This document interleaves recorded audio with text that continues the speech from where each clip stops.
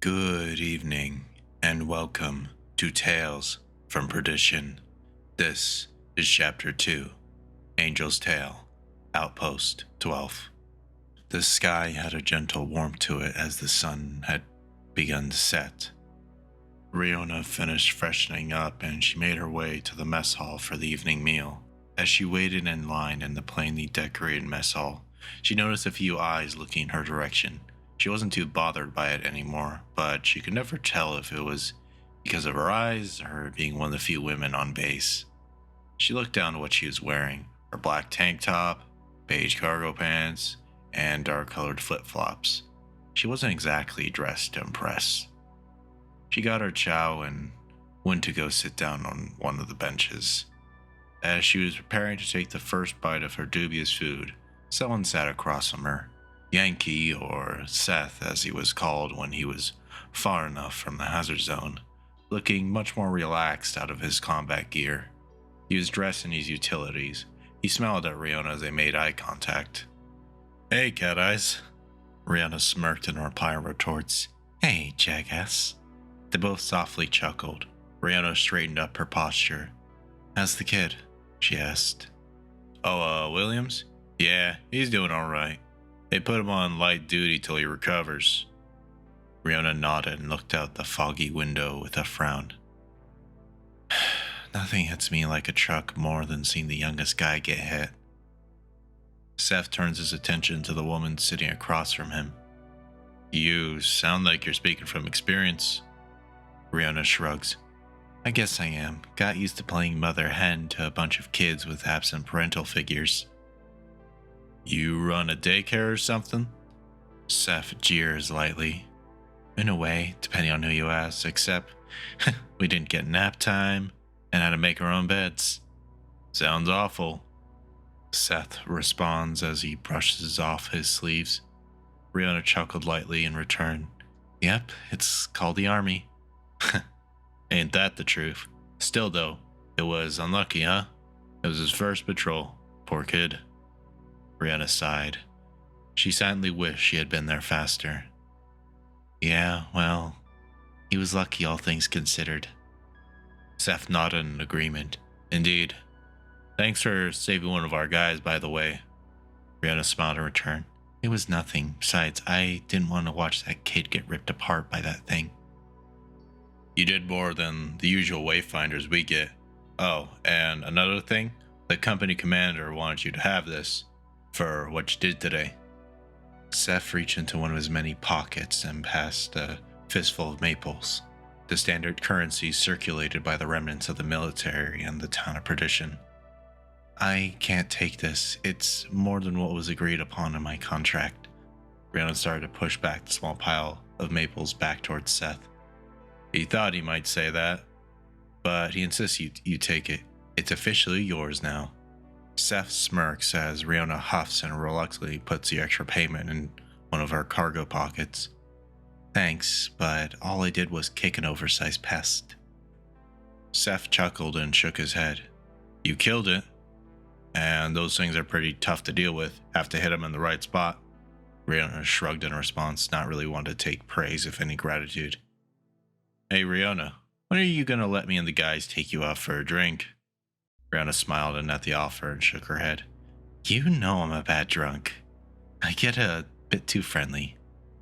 Rihanna smiled nervously and looked down at her half-finished meal. Seth snorted in response and glanced away at a rather pale woman that sat a few tables away by herself. She had a similar outfit to Rihanna that was carefully put together alongside strangely meticulously applied makeup that few women wore. Strangely contrasting from the earthen tones of her uniform was the pair of bright yellow rubber gloves that she wore for no apparent reason. She sat alone, sipping a Monster Energy drink. "She always likes sitting alone?" Riona asked Seth. "Who, Nat? Yeah, she's not really a people person. What does she do again?" Seth asked Riona. "She's a military escort," Riona responds bluntly. "An escort? You mean like the ones that stand on street corners?" Rihanna smacked his shoulder with a glimmer of amusement in her feline eyes. "No, idiot. She escorts wayfinders through the hazard zone and recruits them for jobs." So she's like the military's version of a tour guide? Kinda, she shrugged. You ever see her take off those gloves? Rihanna shook her head in response to Seth's question. Yeah, me neither. Seen her rip apart the range of her MG. She uses a stinger. Guess she has an eye for the classics. Seems that way.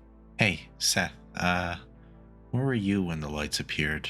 Don't think I ever asked. Seth's careless demeanor shifted slightly as Rihanna asked him the fateful question.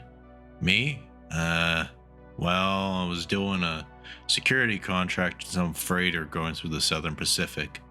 Was quite a shock to dock and find no one waiting for us, you know? Seth sighed and Rihanna nodded in understanding. Sorry for bringing up bad memories, I was just curious, Rihanna said apologetically. You didn't know, Rihanna, don't beat yourself up about it, he said with a slight wave of his hand. What about you? He asked her. A flicker of surprise flashed in her eyes at someone taking an interest in her. Well, I was doing some hiking while I was on leave in upstate New York. Came back from my trip to visit my mom in Buffalo. She was gone just like everyone else in the cities. Rihanna's calm demeanor started to fade as she continued to speak. Emotion had started to sweep into her voice. She had been bottling up that grief for years until now. She wiped her eyes and looked back to Seth. He stared back at her, shocked. Rihanna, I didn't mean to. She shook her head and tried to smile at him. Her simper breaks away to form a solemn expression. It's okay. You didn't know. She responds, echoing his own words to her. They both wordlessly agreed to move on from what was said. The two of them mostly complained about incompetent leadership and weird shit they had seen before and after the lights had appeared. The usual stuff for them. The two of them parted ways after dinner. Rihanna made her way to her workshop. She passed by her solar-powered ATV. The sky had darkened, the temperature started to drop rapidly. She changed out her shirt and put on a fleece jacket to keep herself from shivering too much. She took out her rifle from her locker, making sure it was cleared before doing any maintenance. She glanced at a familiar picture on one of her shelves. A woman with dark brown hair looking to be in her late 30s, with a warm smile on her face. She was posing with a younger girl looking to be in her early adolescence. She had long black hair and amber eyes. Rihanna's eyes softened as she looked at the picture. She smiled nostalgically. A reminder of better days, she said out loud to no one in particular. She shook her head, bringing her focus back to the task at hand. Continue on her way downstairs. She placed her rifle on her workbench and started disassembling it. She started doing some deep cleaning on her rifle. The last thing she wanted was it jamming when her life depended on it. She sighed. It had been a while since the last time she had gotten a job that she actually went into the hazard zone. Not that she missed the hazard zone, but alas, it was part of her job. As her mind was occupied with repairs and gainful employment, she heard a familiar screech that sent shivers down her spine. The hairs on her neck stood up. Something was wrong. A red flare shot up into the sky from the outpost perimeter, lighting up the entire sky with a red hue. Tall guard towers were adorned with spotlights. They searched for the source of the alarm, for any sign of movement among the tree line. A PA system blared a message from the loudspeaker. Attention. The outpost is under attack. All combat personnel to your defense stations immediately. Non-combat personnel should shelter in place until an all clear is announced. She quickly grabbed the essential equipment she needed. She couldn't take her rifle, it was kind of in pieces. She rummaged around frantically. She found it. Her Negev LMG. She had everything she needed. Her vest, her weapon, and her helmet. She rushed outside. Armed men sprinted past her to their posts. Uniformed NCOs yelled at their underlings. One of them spotted Rihanna. Rihanna, get your ass up on that tower. We need your ice. She rushed past the NCO. Her LMG weighed heavily in her hands. Her head pounded as she ran up the stairs of the metal guard tower. She reached the balcony. She crouched down, her fingers trembling from adrenaline as she started to load her Negev with a box magazine of 7.62 rounds. She primed her weapon to fire as she heard the familiar screech. However, this time it was closer. Shouts and gunfire answered the screech from the defenders of the outpost. Rihanna looked up as she flicked off the safety of her weapon. Her eyes became pinpricks. She hastily unfolded the bipod and set it up against the guard railing. Looking down the iron sights, she scanned the tree line for any signs of movement. In the darkness, even her keen eyes could only see so far into the tree line. In the nearby guard towers, the guards continued to search the perimeter for what could have caused the trip flares to go off. Their spotlights illuminated the perimeter wall, searching for any gap in the walls or a sign that something got in. Rihanna was perplexed. The searchlights could illuminate anything hiding in the trees for well over 3,000 meters. Rihanna realized something that she hadn't noticed when she had her adrenaline-fueled tunnel vision. She didn't see anyone in that tower with her. Her stomach was in knots. Her breathing became more shaken as seconds went by. A familiar feeling came over her. She was being watched, but from where? A soft clicking sound, almost like the mechanical click from some kind of sonar. Rihanna's eyes widened. Her finger rested on the trigger. She felt like a rabbit being watched by a savage wolf. Hungry eyes bore into the back of her skull. Her legs began to shake. A spark of defiance resounded in her mind. She turned quickly, bringing her Negev to bear. A large shape draped itself over the roof. Two monstrous arms reached for her.